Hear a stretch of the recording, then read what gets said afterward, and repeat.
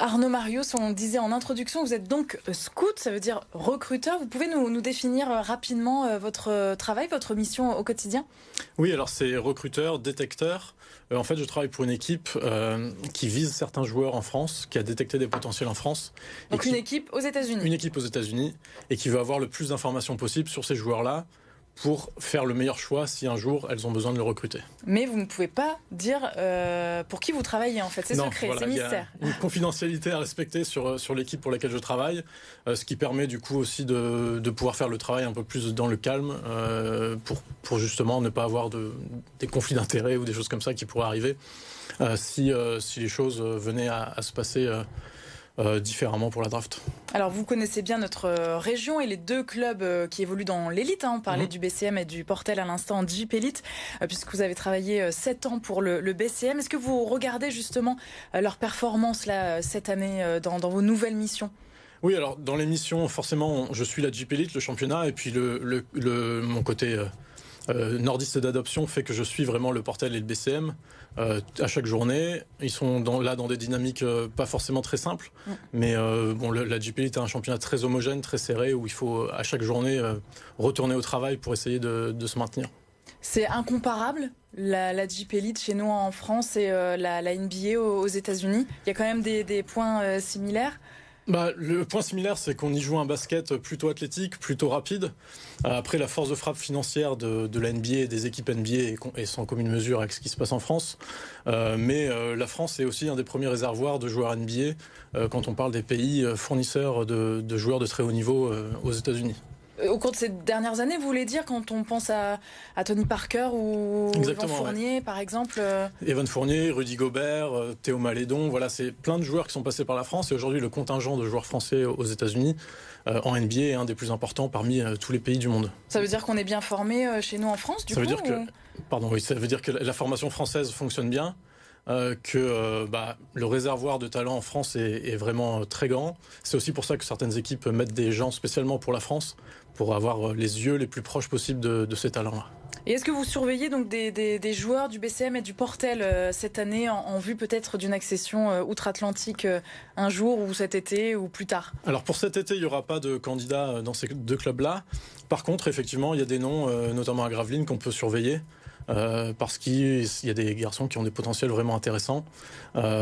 Pour l'été prochain, c'est plutôt des garçons qui jouent actuellement à Paris et qui sont ou alors qui sont déjà en université américaine.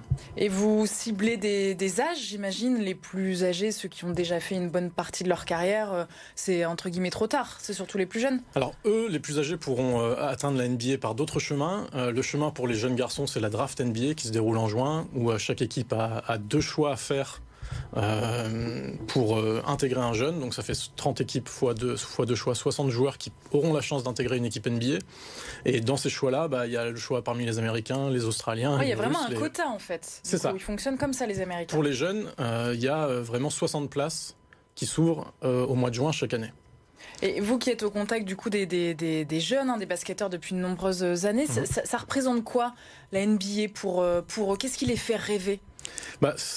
C'est un rêve d'enfant. Souvent, on rêve devant Tony Parker, on rêve devant Rudy Gobert, certains ont rêvé devant Michael Jordan, LeBron James. Et c'est ce rêve-là, souvent, qui est le moteur après de leur ambition sportive, quand ils voient qu'ils passent les étapes, que ce soit dans les sélections de jeunes, que ce soit les centres de formation, et puis après ceux qui ont la chance d'avoir des minutes en professionnel.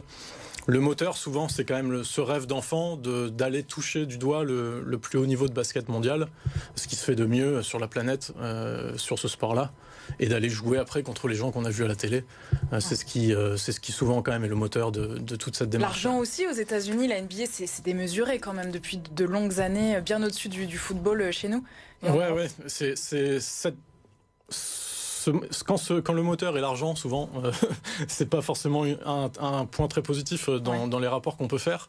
Mais effectivement, l'accession à la NBA donne l'ouverture d'un monde qui ne connaissent pas jusqu'alors. Et dans ce monde-là, effectivement, il y a l'argent, la célébrité.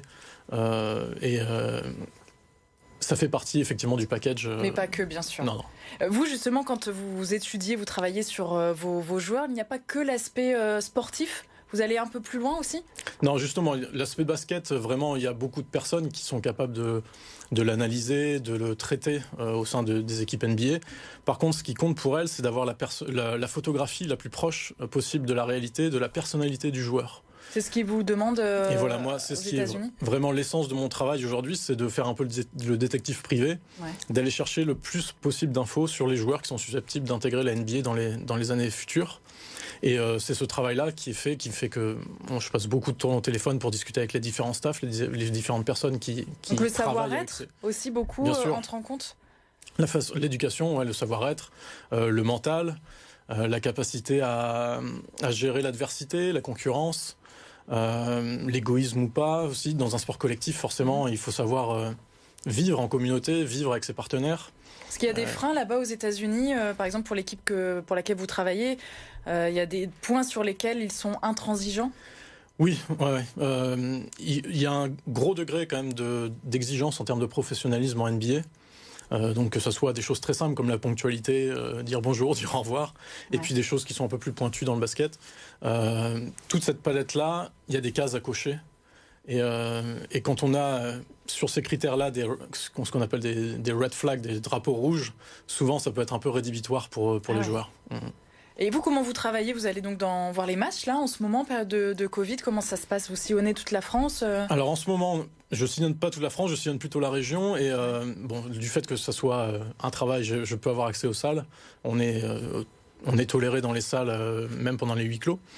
Mais effectivement, après, en théorie, c'est vraiment un métier où on couvre tout le territoire et où on va chercher au plus près les informations sur les joueurs. Vous êtes beaucoup en France à faire ce métier pour d'autres équipes de la NBA? Il y a forcément un recruteur pour chaque équipe? Non, alors forcément, c'est plutôt des stratégies entre équipes. C'est aussi pour ça qu'il y a une confidentialité à respecter, parce que certaines équipes ont plutôt une personne qui couvre toute l'Europe, ou plusieurs personnes qui couvrent toute l'Europe, et certaines choisissent de viser certains pays en particulier. Donc la France étant un gros réservoir de talent, certaines, et on est, 5-6 en France, à travailler uniquement sur la France pour une franchise NBA, parce que certaines décident de focaliser vraiment, de cibler les talents français. Très bien, merci beaucoup Arnaud Marius d'être venu nous parler donc de votre métier de basket. Merci à vous. On se retrouve bien sûr demain pour votre magazine économique pour parler bien-être au travail. Avec notre invité, nous recevrons Mathilde Dury, directrice du groupe Norcis basé à Envelin.